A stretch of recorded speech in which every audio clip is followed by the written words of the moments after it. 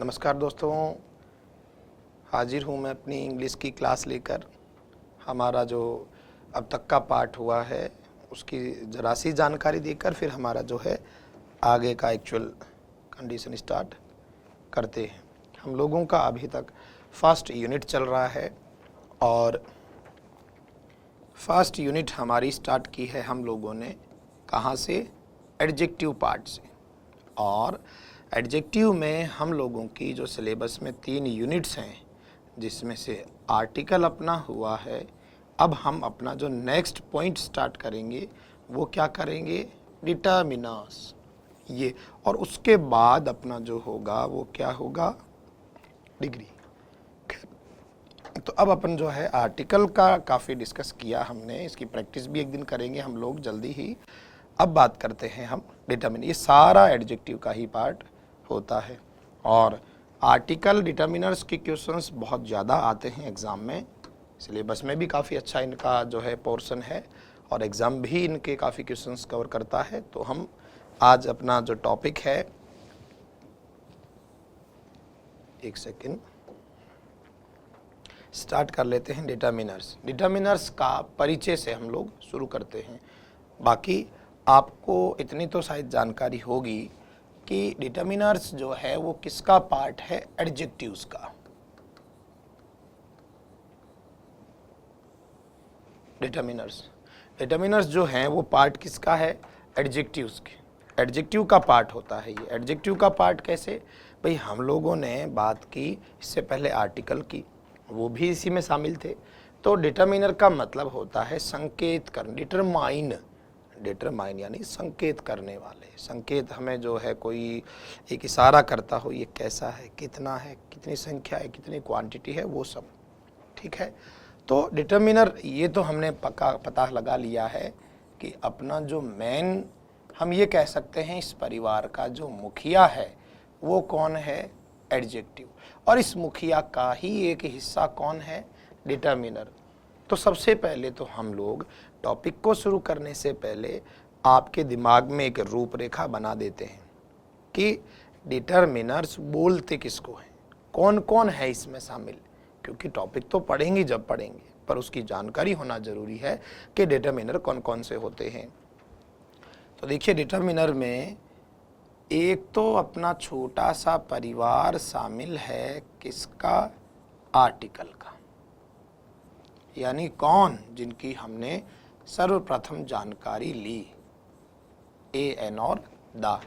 ध्यान रखें, A N the जो आर्टिकल है वो डिटर्मिनर का ही हिस्सा है। और डिटर्मिनर खुद किसका हिस्सा है? एडजेक्टिव का। आप चाहे ए एन द को डिटर्मिनर कहें, चाहे आर्टिकल कहें, चाहे एडजेक्टिव कहें, कोई दिक्कत नहीं है। इसके बाद में 4 वर्ड आपने कभी ये सुने हों, दिस, दैट, दीज और दोस। ये भी किस में शामिल हैं? डिटर्मिनर्स में। इसके अलावा कभी आपने इस परिवार की भी जानकारी ली हो, my, his, her, your, our, their, और भी इनके परिवार के हिस्से हैं। जैसे आपने एक वर्ड और भी देखा होगा, वंस, ये सब। ध्यान रखें, ये प्रोनाउन नहीं होते हैं, ये माई वगैरह, ये सब के सब एडजेक्टिव हैं। वैसे ये पजेसिव एडजेक्टिव्स होते हैं, पर वो आपके काम की नहीं है थ्योरी। इसके अलावा जो सबसे इम्पोर्टेंट है, वो जितने भी हमारे संख्या और मात्रा बताने वाले जो इस तरह का काम करते हैं, वो सब भी इसमें शामिल है। कौन कौन है? जैसे देखो, some, any, each, every, much, many, a lot of,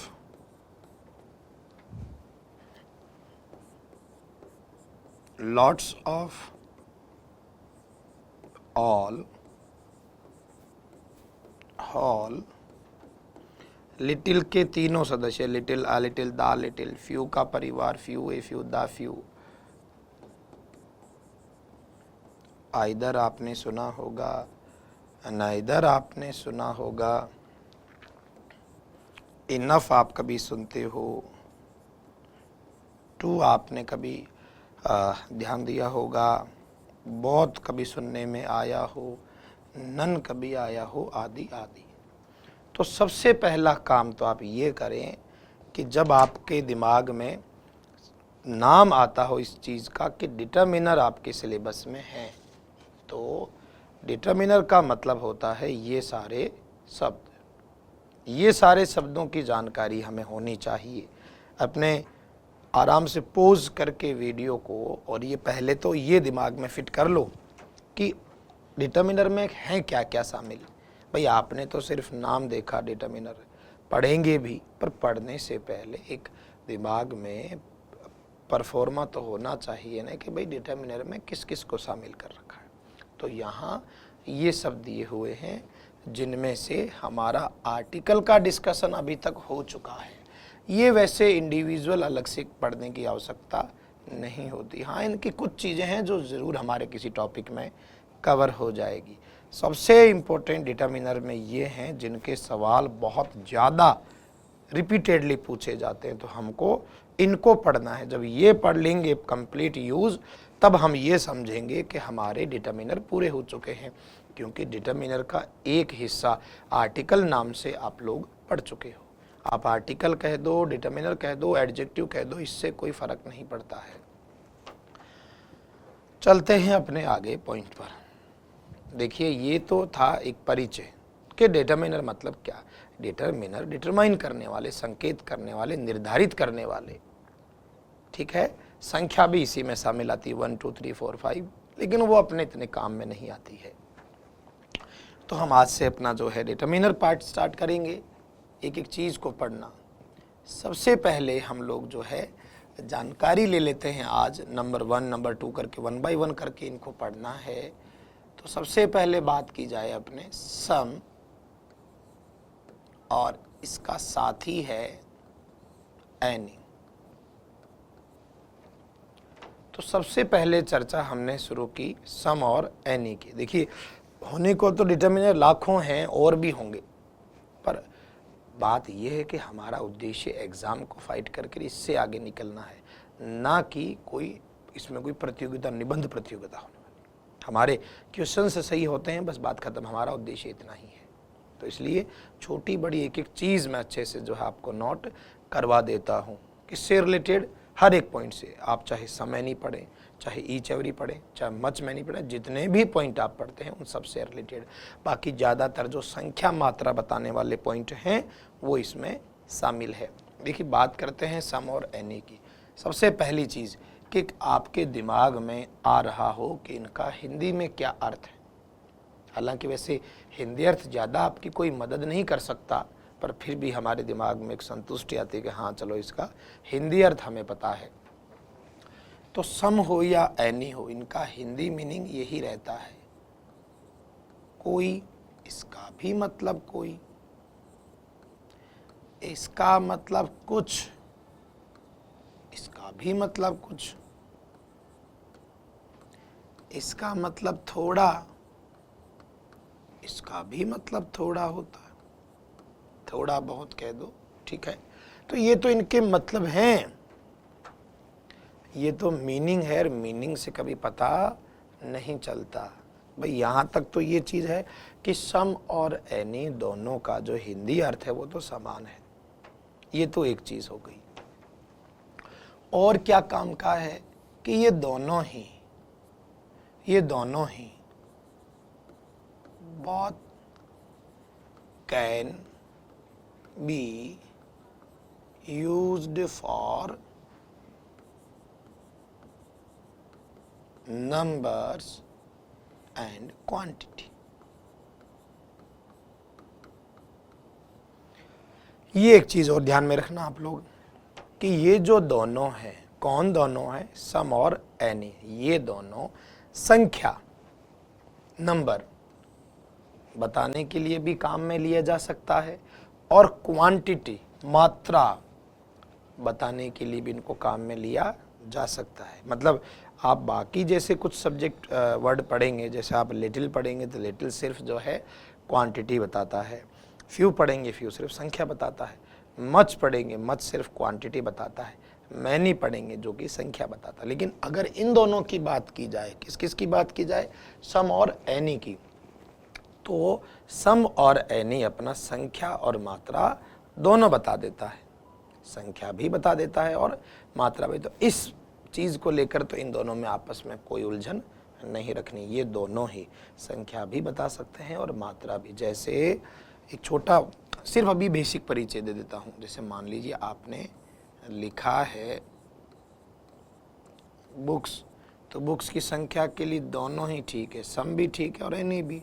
और बात की जाए मिल्क, तब भी परिस्थिति के हिसाब से दोनों ठीक है, यानी दोनों संख्या भी बता सकते हैं और मात्रा भी। इस बारे में इनमें कोई मतभेद नहीं है। तो आगे मुद्दे पर आते हैं। एक और चीज़ इनमें जो काम की है वो ये कि इनका हिंदी मीनिंग भी मिलता जुलता है। इनके यूजेज में बहुत बड़ा अंतर नहीं, फिर भी बेसिक अंतर है, इसलिए हमें उसकी जानकारी होना बहुत ज़रूरी है। तो देखो इनका हिंदी अर्थ क्या बताया मैंने, कोई कुछ थोड़ा या थोड़ा बहुत, कोई कुछ थोड़ा या थोड़ा बहुत। ये दोनों ही आपको संख्या भी बता सकते हैं और मात्रा भी बता सकते हैं। ठीक है, इनमें अब हम बात करते हैं कि इनमें अंतर क्या है।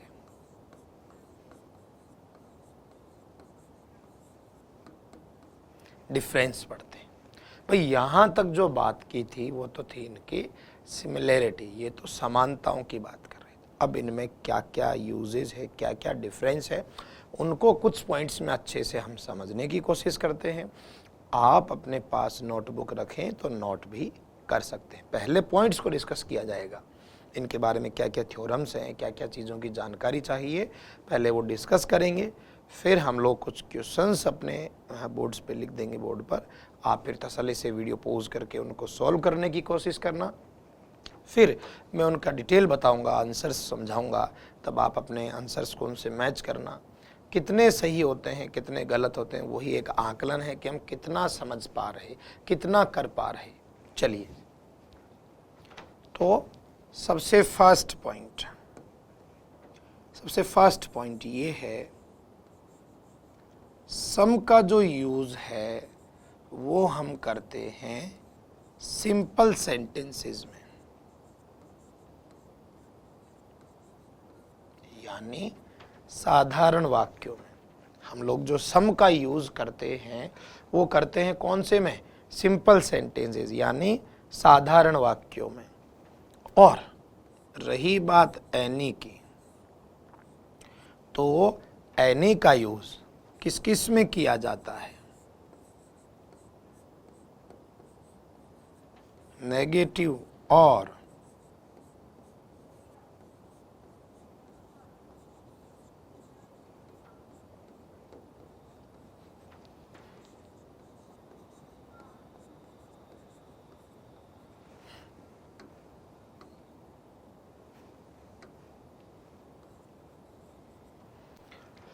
तो सबसे पहला पॉइंट, सबसे बेसिक इसका यूज है, सबसे बेसिक यूज क्या है हम लोगों के, कि सम का यूज एस फॉर सिंपल, सामान्य वाक्य में। अपने यूज सामान्य स्तर पर तीन ही भाग मान रहा हूं मैं वाक्यों के।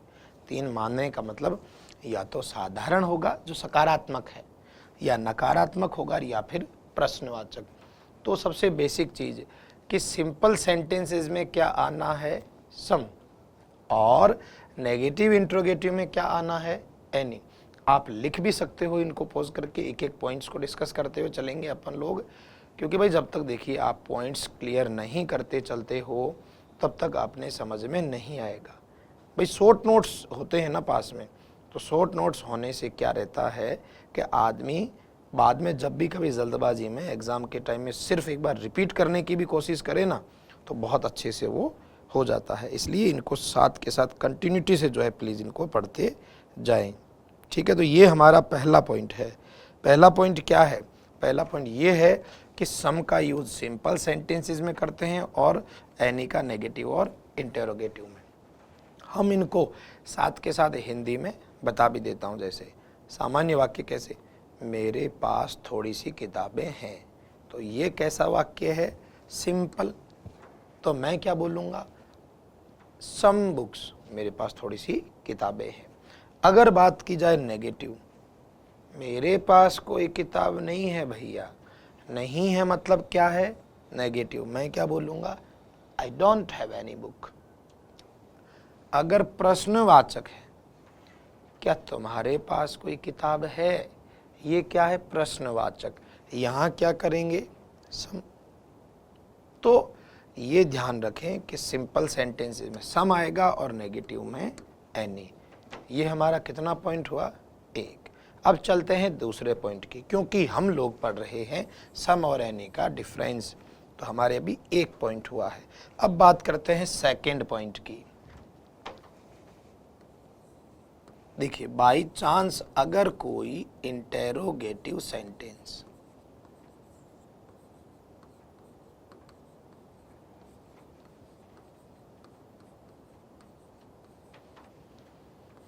और स्टार्ट किससे हो रहा है, स्टार्ट्स विद किसी मॉडल से शुरू हो रहा हो। मॉडल कौन, मैं ब्रैकेट में इशारे के लिए लिख देता हूं, जैसे वुड हुआ, कुड हुआ, मे है, कैन है, इस तरह के मॉडल। तो मैंने क्या कहा कि अगर कोई प्रश्नवाचक वाक्य शुरू हो रहा है किसी मॉडल से, मॉडल मतलब ये सब, इनसे शुरू हो रहा, और उस सेंटेंस में आपको या तो कोई क्या दे रहा, ऑफर, कोई चीज़ ऑफर कर रहा, थोड़ी सी चाय ले लीजिए, क्या थोड़ी चीनी और लेंगे, थोड़ा पानी पी लीजिए, ये ऑफर कर रहा, या फिर आपसे कोई चीज़ की क्या कर रहा, वो रिक्वेस्ट, या तो आपको कोई चीज़ दे रहा या कोई छोटी चीज़ की रिक्वेस्ट कर रहा, थोड़ा पानी और पिला दो, थोड़ी सी चाय और पिला दो। तो ये अगर कोई इंटेरोगेटिव सेंटेंस है और वो स्टार्ट है किसी मॉडल से, यानी इनमें से कोई भी मॉडल हो सकता है वो, और उसमें या तो कोई ऑफर है या रिक्वेस्ट है, तो ऐसा अगर कोई सेंटेंस हुआ तो वैसे तो आपको ध्यान है कि इंटेरोगेटिव में क्या आता है, एनी, लेकिन इस स्थिति में एनी का यूज नहीं होगा। एनी की जगह किसका यूज होता है, सम का। पहले अच्छे से इसको लिख लो। मैंने क्या कहा कि अगर कोई इंटेरोगेटिव सेंटेंस है जो कि शुरू होता है किससे, मॉडल से, यानी इसमें से किसी से, और उस सेंटेंस में कोई चीज़ ऑफर की जा रही है या कोई रिक्वेस्ट किया जा रहा है, तो ऐसे सेंटेंस में हम लोग, ऐसे प्रश्नवाचक वाक्यों में एनी का यूज नहीं होगा। किसका होगा, सम का। जैसे आपसे ऑफर किया, प्लीज थोड़ी सी चाय और ले लो, तो ये हो गया, क्या थोड़ी सी चाय और लेंगे, ऐसा। तो ये चीज आप ध्यान रखें, अच्छे से नोट डाउन करके रखें, क्योंकि अभी हम लोग इनके सारे पॉइंट्स को डिस्कस करके फिर क्वेश्चंस की बात करेंगे। उस क्वेश्चंस में आप अप्लाई करना, बिल्कुल कहीं कोई दिक्कत नहीं आएगी। तो ये तो रहा 1 पॉइंट। इसके अलावा अगर कोई सिंपल सेंटेंस हो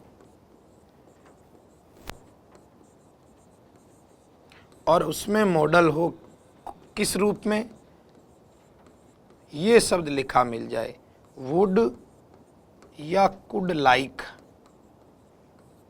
ये वाला स्पेसिफिक, ये वाला, तो उस सेंटेंस में भी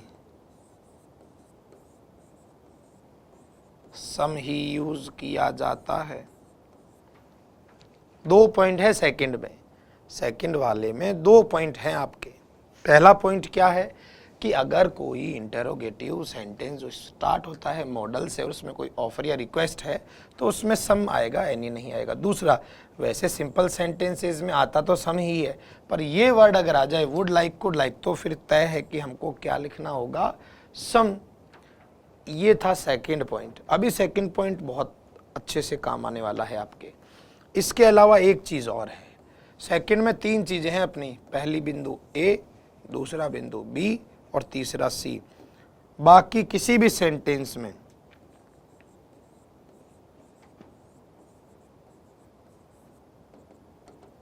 any, we use any with models.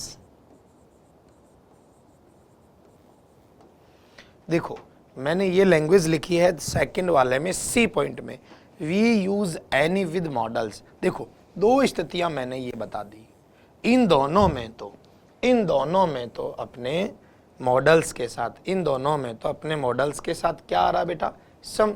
बाकी इन दोनों स्थितियों के अलावा कोई भी सेंटेंस में अगर क्या लिखा मिले अपने को, मॉडल, इन दो स्थितियों को छोड़ के, ये वाली ऑफर रिक्वेस्ट छोड़ दो और वुड लाइक छोड़ दो, बाकी अगर कोई मॉडल आया तो हमें उस सेंटेंस में क्या लिखना पड़ेगा, एनी, चाहे वो किसी भी प्रकार का सेंटेंस हो। हमारा पहला बिंदु तो था कि सिंपल सेंटेंस में सम, नेगेटिव इंट्रोगेटिव में एनी। दूसरा बिंदु है कि अगर कोई इंटरोगेटिव मॉडल से शुरू है, ऑफर रिक्वेस्ट है, तो उसमें सम आएगा। उसी का एक पार्ट है कि वुड लाइक के साथ सम ही लिखते हैं।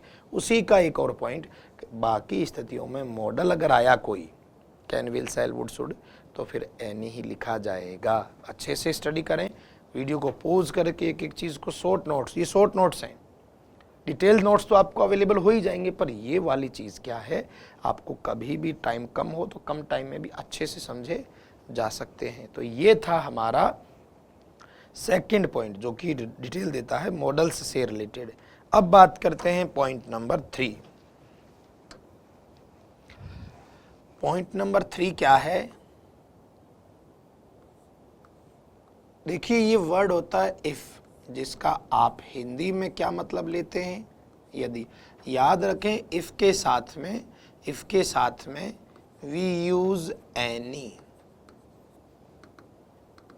और एनी नहीं होता तब फिर हम किसको यूज करते, लेकिन ज्यादा बेहतर एनी होता। ध्यान से समझ ले मेरी बात को, अगर किसी सेंटेंस में इफ लिखा है तो इफ के साथ, इसका हिंदी अर्थ क्या होता है, यदि, कंजक्शन है वैसे ये, तो इफ के साथ हम यूज किसको करते हैं, एनी को। पर अगर बाय चांस एनी ऑप्शन में ही नहीं है तब किसको यूज करेंगे, सम को। बाकी ज्यादा बेहतर इफ के साथ में एनी माना गया। इफ दे दिया अगर आपको और ऑप्शन में सम और एनी दोनों हैं तो एनी बेहतर होगा। अब हाँ एनी है ही नहीं तो मजबूरन फिर हमें सम करना होता है। ये हमारा था पॉइंट नंबर 3। अब बढ़ते हैं आगे पॉइंट नंबर 4 की तरफ।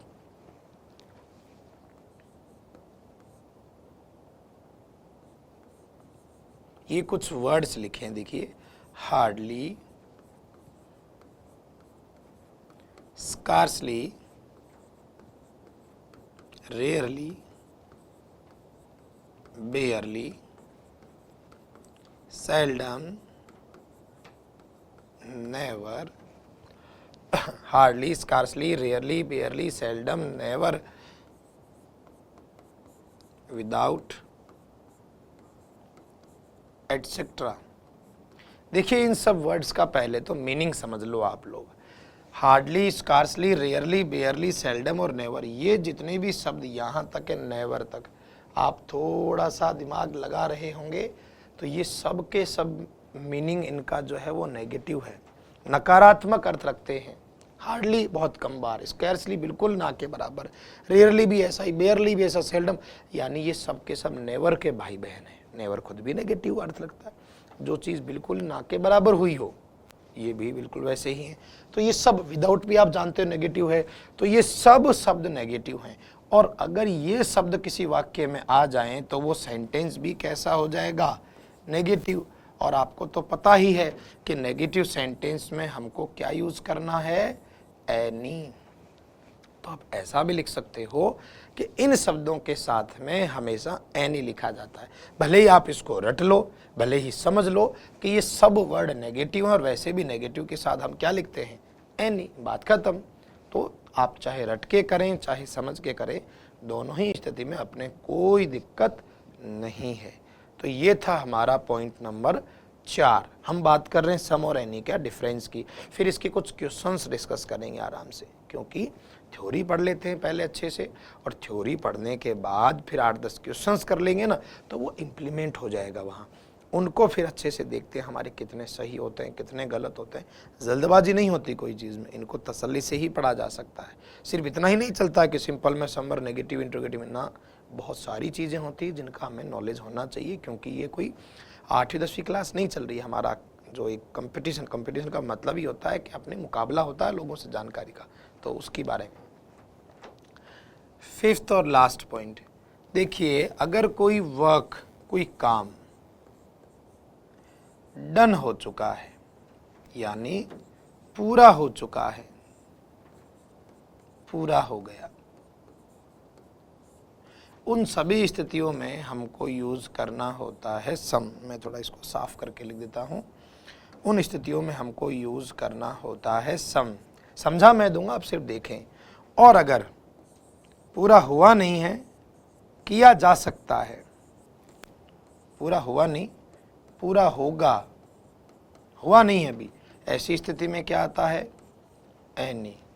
क्या चीज है ये, इसको भी समझ लो कि कोई काम अगर कंप्लीट हो गया है तब तो सम आता है, हुआ नहीं, होगा या हो सकता है तब क्या आएगा? एनी। इसको कैसे समझें?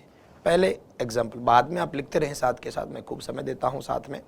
मैंने कहा कोई बच्चा या कोई मेरी किताब लेकर चला गया है, कोई मेरी किताब लेकर चला गया है। अब यहां देखो, काम पूरा हो गया है या होगा? किताब लेकर तो चला गया, काम हो गया, और हो गया तो एनीवन होगा कि समवन? तो क्या होगा? समवन, क्योंकि काम पूरा हो चुका है।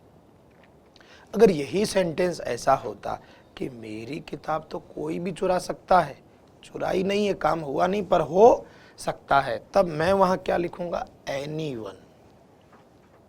जैसे मान लो और समझ लेते, किसी ने दरवाजा खटखटाया, दरवाजा खटखटा दिया, काम हो गया, हो गया यानी समवन या एनीमन? क्या होगा? समवन, क्योंकि काम पूरा हो गया, खटखटा दिया। लेकिन अगर दूसरी स्थिति की बात करते हैं नीचे वाले की, कि भाई मेरा दरवाजा तो कोई भी खटखटा सकता है, यानी काम हुआ नहीं, संभावना है, हो सकता है, ऐसी स्थिति में समवन नहीं आएगा, क्या होगा? एनीवन। तो एक बार आप देखें कि हम लोग जो बात कर रहे हैं डिटरमिनर में सबसे फर्स्ट पॉइंट की, सम और एनी की, तो हम लोगों ने इनके कुछ पॉइंट्स देखे। हल्का सा रिवीजन आप इन पॉइंट्स का कर लीजिए, क्योंकि उसके बाद फिर हम लोगों को जो है सेंटेंसेस की प्रैक्टिस करनी पड़ेगी काफ़ी सारे। तो इन पॉइंट्स को हल्का सा रिवीजन दोबारा कर लेते हैं हम लोग। देखिए ध्यान से, वापस एक बार पीछे की तरफ चलते हैं बेटा अपन। हाँ, हम लोग बात कर रहे थे आज डिटरमिनर की। डिटरमिनर का परिचय दिया मैंने, और थोड़ी सी जानकारी हमने किसके बारे में ली है? सम और एनी। सम और एनी का हिंदी मतलब भी सेम है, और दोनों ही संख्या मात्रा बता सकते हैं, और दोनों में जो थोड़ा बहुत डिफरेंस है उसकी डिस्कस चल रही थी अपने। तो कुछ पॉइंट बताए। पहला ये था, सम का यूज सिंपल और सिंपल सेंटेंस में होता है, एनी का नेगेटिव और इंटेरोगेटिव में होता है। फिर इसके बाद मैंने बताया था सेकंड पॉइंट जो इंपॉर्टेंट है बहुत, कि अगर कोई प्रश्नवाचक मॉडल से शुरू हो रहा है, ऑफर रिक्वेस्ट है, तब तो उसमें सम आएगा। दूसरी बात, किसी भी सेंटेंस में अगर वुड लाइक कुड लाइक है तब भी अपन क्या करते हैं? सम। तीसरी, इन दोनों के अलावा बाकी सब जगह मॉडल्स के साथ हमको क्या लिखना है? एनी। फिर बात करते हैं आगे। फिर मैंने कहा इफ के साथ में एनी लिखना है, बाई चांस एनी नहीं हो तो लिखना है सम। फिर मैंने फोर्थ पॉइंट ये कुछ वर्ड बताए हैं, ये शब्द सारे के सारे खुद ही नेगेटिव हैं, तो वैसे भी नेगेटिव में क्या लिखना है? एनी। और लास्ट पॉइंट ये था, कोई काम कंप्लीट हो गया है तब तो सम, और हुआ नहीं, हो सकता तब किसका यूज करते?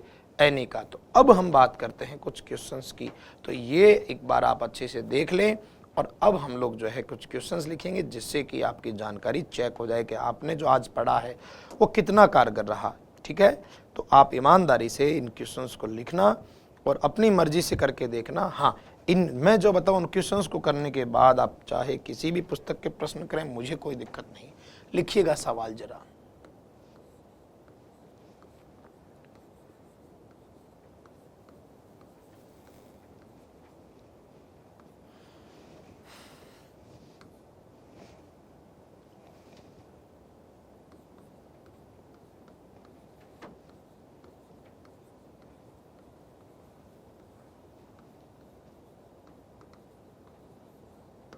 आप जब इनको लिख रहे हो तो हर सेंटेंस के एंड में ब्रैकेट में अपना अपना ओपिनियन देते रहा करो। भाई आप अपनी मर्जी से अगर सवाल नहीं करेंगे तो सीखना संभव नहीं है। भले ही गलत हो, कोई दिक्कत नहीं, आपकी कॉपी आप ही तो चेक करने वाले हो, कौन दूसरा देख रहा। तो कम से कम हमारे मन में तो संतुष्टि, वास्तविकता हो कि हाँ हमने ये किया, इतने सही हुए। तो लिखे अगला सवाल।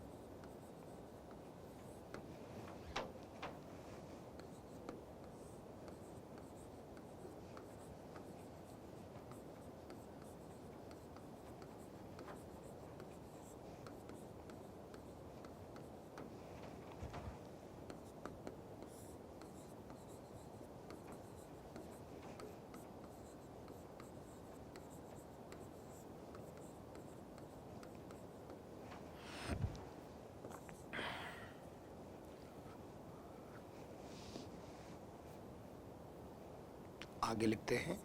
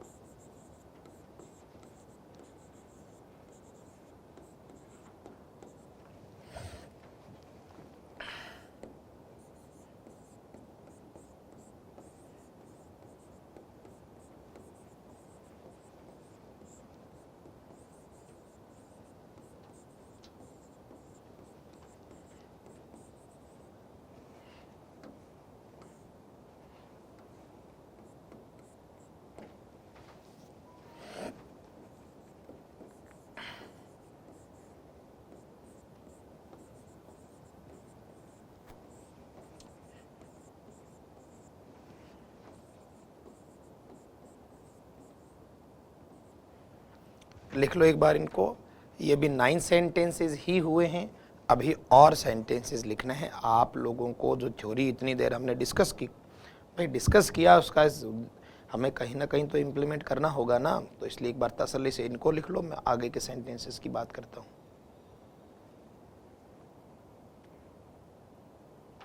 पोज करके लिख लिया करें, क्योंकि इससे समय व्यर्थ नहीं होता है।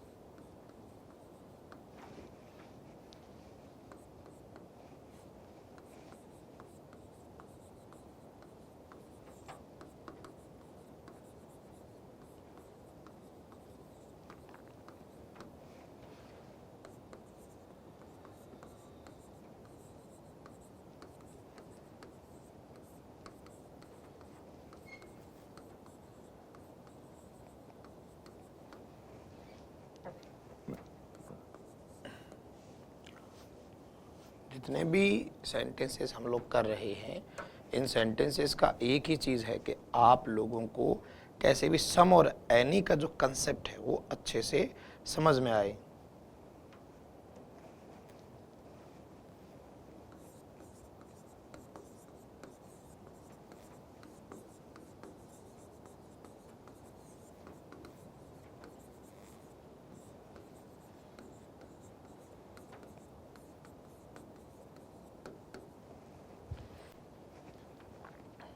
लिखते रहें इनको, और लिखकर अपना आप ओपिनियन ज़रूर हर सेंटेंस में लिखते जाएं कि मैं अगर इस जगह होता तो ये आंसर करता, मैं होता तो इस जगह ये आंसर करता। उसके बिना देखिए अपना काम नहीं बनता है।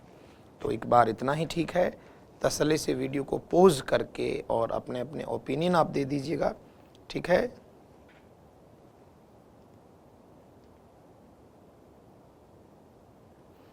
ओपिनियन का मतलब जब तक देखिए हम लोग खुद कुछ ढंग से मेहनत नहीं करते हैं तब तक पार नहीं पड़ती है।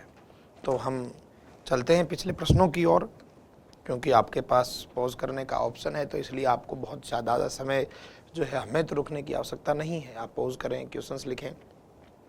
जब तक आप खुद क्वेश्चंस नहीं कर रहे हैं तब तक आपका समझना व्यर्थ है। इसलिए जब भी आप ईमानदारी से पढ़ने बैठे तभी आप बैठें। अदरवाइज सिर्फ वीडियो देखने का मतलब तो यूट्यूब पर एवरेज वीडियो कोई भी देखो, फिर क्या फ़र्क पड़ता है। क्योंकि हम जब खुद उसमें शामिल नहीं होते जब तक किसी चीज़ में, तब तक वो समझ में आना संभव नहीं है। अगर आपने ये सवाल खुद ने अगर अपने माइंड से नहीं किए हैं तो देखिए ये सिर्फ समय व्यर्थ करना हुआ। आप भले ही थोड़ा देखो, अगर मेहनत कर रहे हैं, सीख रहे हैं, तो देखो थोड़ी मेहनत तो करनी पड़ेगी, परेशानी तो झेलनी पड़ेगी। खैर, हम अपना करते हुए निभाते हुए प्रश्नों का उत्तर देते हैं। सबसे पहले देखिए, let me know if you need. यहाँ देखिए बेटा क्या आ रहा है, इफ़। मैंने अच्छे से कह दिया था, लिखवा भी दिया आपको कि इफ़ के साथ हमें क्या लिखना है, एनी। हाँ, अगर एनी ऑप्शन में नहीं है तब हम सेकंड ऑप्शन अपने जा सकते हैं, सम की तरफ। अगला है वर्ड सेंटेंस में एक शब्द दिया हुआ है हार्डली। हार्डली मतलब नकारात्मक, और नकारात्मक आने के कारण इस वाक्य में हमको किसका यूज करना है, एनी। उसने अपने बचाव में कुछ भी नहीं कहा, ये समझ लो आप। उसने मुश्किल से ही कुछ कहा, ये भी हो सकता है। वह बाहर चली गई बिना पैसे के। देखिए विदाउट, विदाउट आपको बता दिया था, ये भी नेगेटिव वर्ड की जैसा है, इसलिए इसके साथ भी हमको क्या लिखना है, विदाउट एनी मनी, बिना किसी धन के बाहर चली गई। आगे बढ़ते हैं। 4 number, dash one has stolen my book. किसी ने मेरी किताब चुरा ली है। भाई किसी ने मेरी किताब चुरा ली मतलब काम हो गया, हैज स्टोलन है ना, तो काम हो गया यानी क्या होगा, सम। और अगले में वैसे भी मॉडल आर काम हुआ नहीं होगा। मेरी किताब तो कोई भी ले सकता है, कोई भी ले सकता है मतलब क्या, एनी। कोई मेरी किताब तो कोई भी ले सकता, ली नहीं, ले सकता, मॉडल आ रहा है। और आपको स्पष्ट सेकंड पॉइंट के तीसरे बिंदु में कहा था मैंने कि बाकी सेंटेंसेस में मॉडल के साथ में एनी आता है। नंबर 6, उसके पास पढ़ने के लिए कुछ किताबें हैं। बिल्कुल सामान्य सेंटेंस है, क्या आएगा, सम बुक्स। क्या तुम्हारे पास इस पहेली को, पजल पहेली को, क्या तुम्हारे पास इस पहेली को सुलझाने का कोई तरीका है, तो प्रश्नवाचक में वैसे भी क्या आता है, एनी। अगला देखिए, नहीं, नहीं, मेरे पास नहीं है इसको सुलझाने का कोई भी आइडिया। नकारात्मक है, और नकारात्मक में भी किसका यूज करते, एनी का, तो यहाँ पर भी क्या आएगा, एनी। आगे बढ़ते हैं। क्या मैं थोड़ा सा पानी और ले लूं। देखो किससे शुरू हो रहा है ये, में से, में से शुरू हो रहा है। कोई चीज़ें या तो मांग रहा है या दे रहा होगा, और बिल्कुल कर रहा है ये। तो सेकंड पॉइंट था अपना, सेकंड का ए, कि मॉडल से शुरू कोई चीज़ मांग रहा है या दे रहा हो तो प्रश्नवाचक होते हुए भी क्या लिखना है, सम। ठीक है, अच्छे से आंसर्स को भी टैली करते रहें साथ में, क्योंकि जब तक आप खुद टैली नहीं करोगे तो उस चीज़ को समझना थोड़ा मुश्किल पड़ता है। आगे देखिए ये सवाल, I would like to take. मैंने कहा था वैसे तो मॉडल के साथ एनी आता है, पर ये would like could like they रखा हो तो हम इनके साथ में क्या लिखते हैं, सम। कृपया मुझे कुछ चीनी दे दो। अब पता नहीं क्या है, पर सिंपल सेंटेंस है ये, बिल्कुल इतना जानकारी सिंपल है, मतलब क्या, please give me some sugar. कृपया मुझे थोड़ी सी चीनी दो। बढ़ते हैं आगे। तुम खरीद सकते हो कोई भी किताब सीखने के लिए, तो मॉडल आया, मॉडल आया, और मॉडल के साथ में क्या कहा था मैंने, एनी आएगा। वुड कुड मॉडल से शुरू है, कोई चीज मांग रहा है या दे रहा हो, विनम्र निवेदन, ऑफर, रिक्वेस्ट कर रहा हो, तो प्रश्नवाचक होते हुए भी उसमें क्या आएगा, सम आएगा। देखिए इनको अच्छे से टैली करें। तो देखिए ये जो चीज़ है, अब आपने जैसे मान लीजिए सारे क्वेश्चंस कर लिए, 13 क्वेश्चन, 13 में से आप में से कईयों के पूरे भी सही हो गए होंगे। तो कोई ऐसा भी है जिसने जीवन में पहली बार समयनी को पढ़ा है, उसके अगर 3-4 भी सही हुए तो मैं इसको बहुत अच्छी शुरुआत मानता हूँ। समय लगेगा कोई चीज़ में पारंगत होने में। हमने आज बात की है सम और एनी में। जैसे जैसे हमारी क्लासेस बढ़ती जाएगी हम ईच एवरी है, मच मैनी है, लिटिल सारा अच्छे से डिटेल से पढ़ेंगे, पर तरीका वही, थ्योरी को अच्छे से समझो, शॉर्ट नोट्स बनाओ, फिर जो क्वेश्चन मैं देता हूँ उन क्वेश्चंस को खुद करो। गलत सही बाद की बात है, गलत सही अब तय करें आप कि आपने कितने सही किए कितने गलत किए। तो ये था आज का हमारा सेशन सम और एनी से रिलेटेड। अगले सेशन हमारे ईच एवरी से संबंधित होंगे, मच मैनी से होंगे, लिटिल फ्यू से होंगे, वो आगे की बातें हैं। अब हमारा ये था फर्स्ट सेक्शन अपना ग्रामर का है। अब चलते हैं वर्ड मीनिंग की ओर।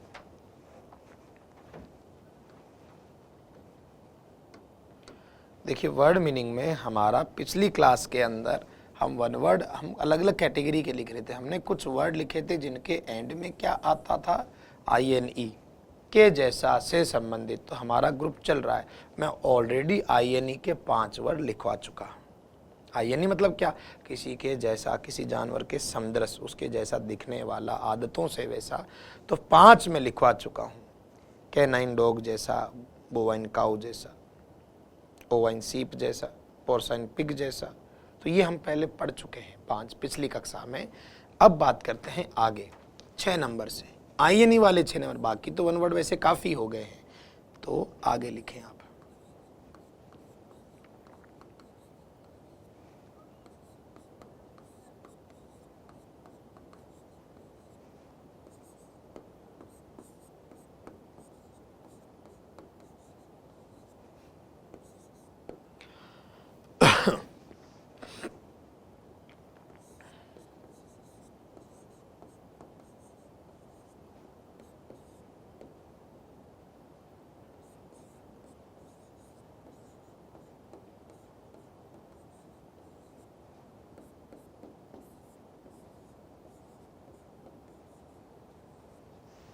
तो ये INE वाले वैसे तो लाखों होते होंगे, पर अपने जो काम आए या अपने लेवल की, अपने काम की जो चीज़ें हैं वो हम लिख लेते हैं।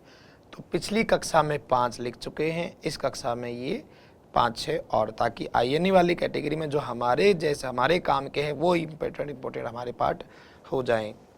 तो देखिए वल्पाइन, वल्पाइन किस जानवर के जैसा, किससे संबंधित, फॉक्स यानी लोमड़ी, लोमड़ी जैसा। जैसे मक्कार भी कोई व्यक्ति होता है ना, उसको भी हम कह सकते हैं कि तो लोमड़ी जैसा धूर्त है, चालाक है, मक्कार है, लाइक ए फॉक्स, तो वो कहलाता है वल्पाइन। आगे है फेलाइन, फेलाइन मतलब किसके जैसा, बिल्ली जैसा। पिस, पिसाइन, पिस मतलब फिश जैसा, किसके जैसा, फिश जैसा। इक्वाइन, ये पहले भी 2 बार 3 बार पूछ चुके हैं, इक्वाइन होता है हॉर्स जैसा। एक्विलाइन, एक्विलाइन किसके जैसा, बाज जैसा, चील जैसा, ईगल, लाइक एन ईगल। उर्साइन बोलते हैं, उर्सिन भी कहते हैं इसको, भालू जैसा, लाइक ए बियर। तो ये हो गए अपने INE वाली कैटेगरी में। पहले भी साइड की कैटेगरी लिखवा चुका हूँ, और भी अलग अलग, कल कोई और कैटेगरी हम लेंगे। रोज का हमारा जो है वर्ड मीनिंग का एक सेशन होता है। तो ये तो था वन वर्ड वाला पार्ट। इसके अलावा हम लोग जो है वन वर्ड के अलावा ग्लोसरी भी हम लोग कर रहे हैं, जो कि बहुत इंपॉर्टेंट पार्ट अदा करती है। आपके हिंदी में भी उसके 5 क्वेश्चन स्पष्ट आते हैं और इंग्लिश में भी आती, तो वो भी हम लिखते हैं रोज की रोज, day by day 5-5 glossary.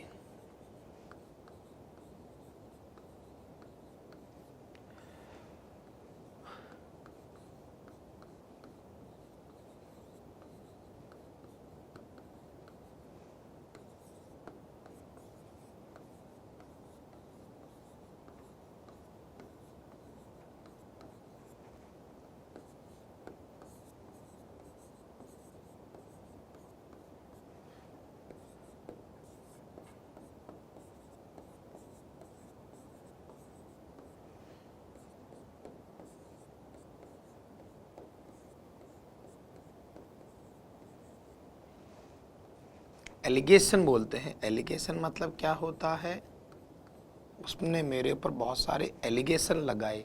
Allegation यानी आरोप। ब्यूरोक्रेसी, ब्यूरोक्रेसी का क्या अर्थ होता है, जब शासन जो है कर्मचारियों या अधिकारियों के पास चला जाता है उसको बोलते हैं। इसका हिंदी में एक शब्द और भी आपके काम का हो सकता है, नौकरशाही।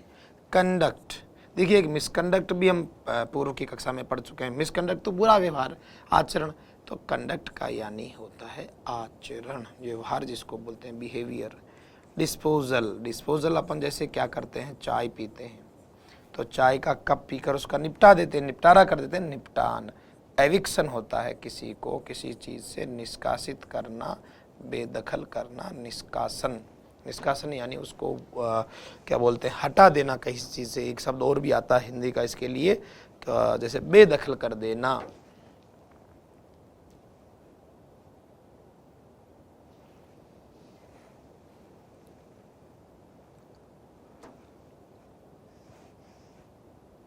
लिख लीजिए आराम से, फिर बात करते हैं आगे की वर्ड मीनिंग्स की।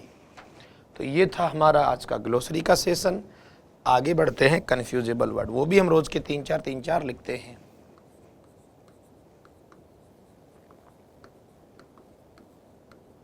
क्योंकि आपको तो जानकारी होगी ग्रामर से सिर्फ कुछ नहीं होने वाला है, तो ये भी बहुत ज़रूरी है।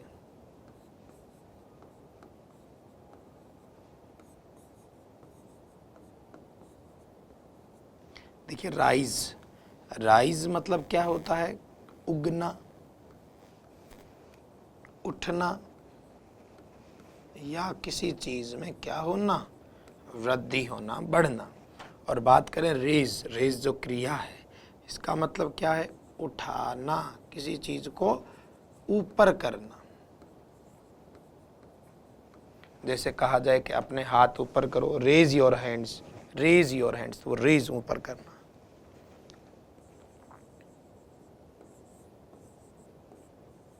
वेल और वेल,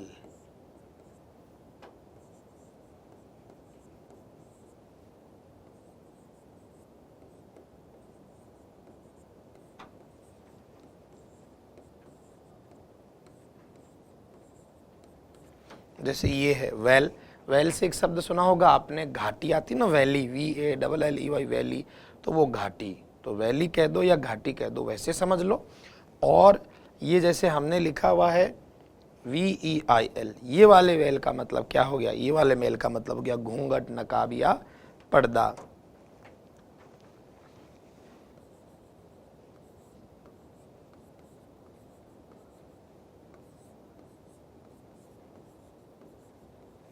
अर्बन या अर्बेन, अर्बन मतलब क्या होता है, सिटी का यानी शहरी, और अर्बेन ई लगने से ये हो गया सभ्य, शिष्ट।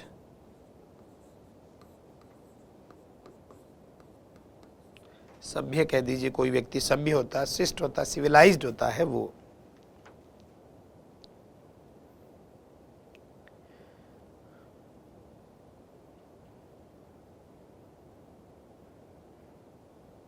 तो ये था अपना ये सेशन। देखिए पिछली कक्षा में मैंने आपसे एक वादा किया था कि वर्ड मीनिंग मैं ही कराऊंगा पूरी, तो मैंने आपको ये भी कहा था कि कहावत मुहावरे भी हम शुरू करेंगे, क्योंकि देखिए ग्रामर तो 50%, बाकी का 50% हिस्सा ये है वर्ड मीनिंग सारी। तो हमारी 3 चीज़ तो चल रही है रोज़, वन वर्ड हम लिख रहे हैं, ग्लोसरी हमारी चल रही है, कन्फ्यूजेबल वर्ड चल रहे हैं। आज से एक चीज़ और स्टार्ट कर लेते हैं, क्योंकि वर्ड मीनिंग में इजाफा करना है हमारे को, वो है कहावत मुहावरे। इडियम्स के नाम से लिखा हुआ दे देते हैं सिलेबस में, प्रोवर्ब्स भी कह देते हैं सिलेबस में, या फ्रेजेस नाम से भी आता है, कहावत या मुहावरे। तो ये भी हम लोग साथ ही तैयार करेंगे, जिससे क्या है कि एक अपना रूटीन रहे रोज़ का, कि रोज़ का थोड़ा थोड़ा, एक साथ तो कोई चीज़ होनी नहीं, तो थोड़ी थोड़ी कोई चीज़ करोगे तब जाके कवर होगा। तो ये भी 5 अपन आज से शुरू कर लेते हैं, ताकि आगे की क्लासेस में कंटिन्यू इनको भी पढ़े हम लोग, ठीक है। नंबरिंग डे बाय डे आप बढ़ाते जाएं, मैं रोज की 5 आपको लिखवाता रहूंगा।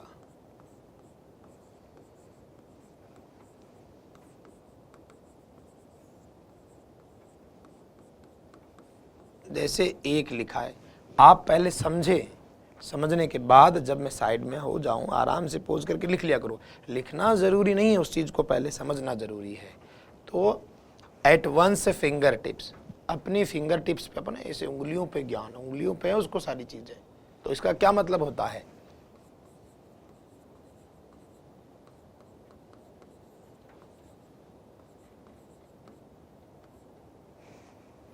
Readily available knowledge. Readily available knowledge का क्या मतलब हुआ कि उसको कुछ भी पूछो, ज्ञान ऐसे टिप्स पर याद है उसको, बहुत अच्छा ज्ञान होना, या उंगलियों पे कोई चीज़ें होना, बहुत अच्छा ज्ञान होना। रेडीली नॉलेज का मतलब ये है कि कोई चीज़ मतलब पूछते सट्टे से बता दी, तो वो रेडीली अवेलेबल नॉलेज, यानी कोई चीज़ पूछो सट्टे से बता देता है, उसको फिंगर टिप्स पे याद है। बात करते हैं आगे, नंबर 2,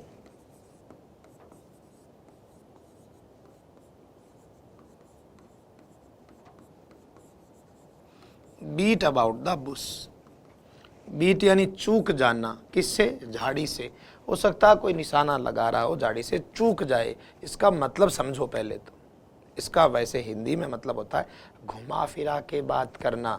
अपन किसी के पास मान लो पैसे लेने जाए, हमने पहले उसको उधार दे दिए थे, अब रोज वो चक्कर लगवाता है हमसे। हम जैसे ही पैसे मांगने की बात करते हैं वो बातों को घुमाता है, मेरे पापा बीमार चल रहे हैं, मेरा दोस्त वो है, यानी हमारा मेन मुद्दा जो पैसे का वो तो है ही नहीं बातों में कहीं, यानी मुद्दे से हटकर बात करना, घुमा फिरा के बात करना, लेकिन पॉइंट पर नहीं आना, उसको कहते हैं बीट अबाउट द बुश। यानी हम ये कह सकते हैं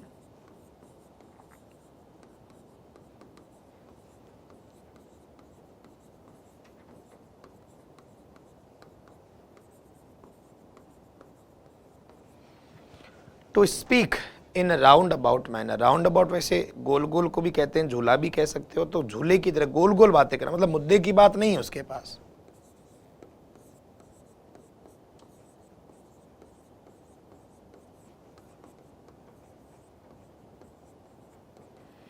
फिर देखिए आगे लिखा हुआ कट ए सॉरी फिगर।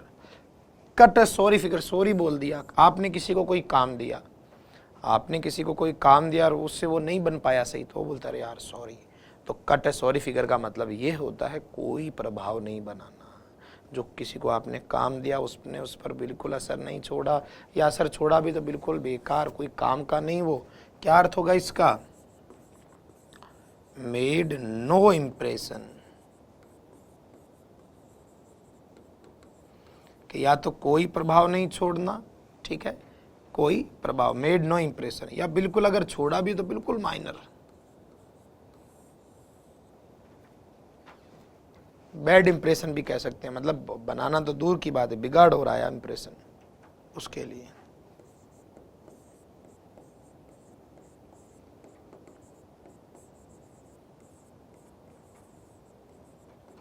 ड्रॉप यानी बूंद, रोस यानी समुद्र। अब समुद्र में बूंद का क्या कितना का असर पड़ता है? उतनी ही अमाउंट, यानी कितनी मात्रा, अ स्मॉल अमाउंट, यानी बहुत ही कम।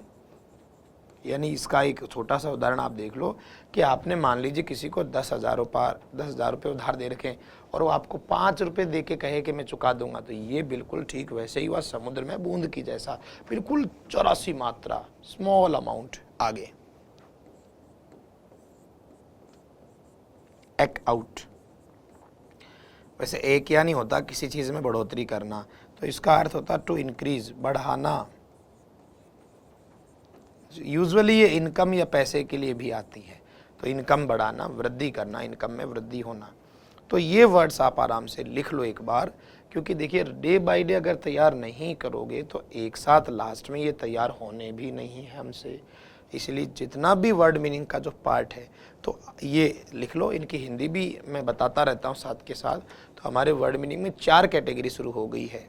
एक अपना वन वर्ड चल रहा है, बेहतर हो गया है वो, अपना ग्लोसरी चल रहा है, अपना ये जो है कन्फ्यूजेबल वर्ड चल रहे हैं, और आज से हमारा जो है कहावत मुहावरे ये भी कंटिन्यू अब अपना चलेगा जब तक हमारी क्लास चलेगी। इससे क्या होगा कि ग्रामर के साथ हमारा वर्ड मीनिंग का जो पैटर्न है वो भी क्लियर होता जाएगा, क्योंकि केवल ग्रामर से 50% ही रिजल्ट रहता है। तो इसलिए इनको अलग जगह नोटबुक में अलग अलग सेक्शन बना लो। एक जगह वन वर्ड लिखा करो, एक जगह कन्फ्यूजेबल वर्ड लिखा करो, एक जगह ग्लोसरी लिख दो, एक जगह इनको शुरू कर लो 5-5 पेज के गैप से। तो उससे क्या है कि अपना एक व्यवस्थित काम होगा, अपन पढ़ पाएंगे उसको। ठीक है, तो अगले की कक्षा में हम लोग बात करेंगे ईच एवरी के बारे में। Thank you.